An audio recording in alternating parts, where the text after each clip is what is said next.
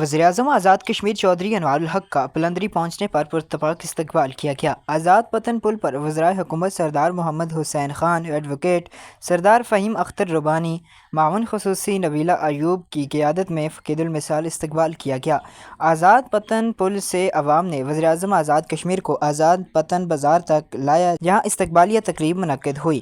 وزیراعظم نے عوام علاقہ کی طرف سے پرجوش استقبال پر ان کا شکریہ ادا کیا۔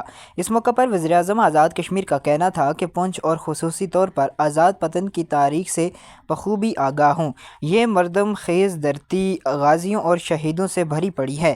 وزیراعظم آزاد کشمیر کو آزاد پتن سے بڑے جلوس کی صورت میں پلندری لے جایا گیا۔ پلندری پہنچنے پر وزیراعظم کو پولیس کے چاقو چوبند دستے نے سلامی دی۔ اس موقع پر وزیراعظم کے حق میں زبردست نعرہ بازی کی گئی۔ وزیراعظم آزاد کشمیر کے ہمراہ وزرائے حکومت پیر محمد مظہر سعید شاہ، میاں عبدالوحید ظفر اقبال ملک، چودھری محمد اخلاق، محمد اکمل سرگالہ، سردار عامر الطاف چودھری، یاسر سلطان، چودھری محمد ارشد، نثار انصر ابدالی اور مشیر حکومت احمد صغیر بھی موجود تھے۔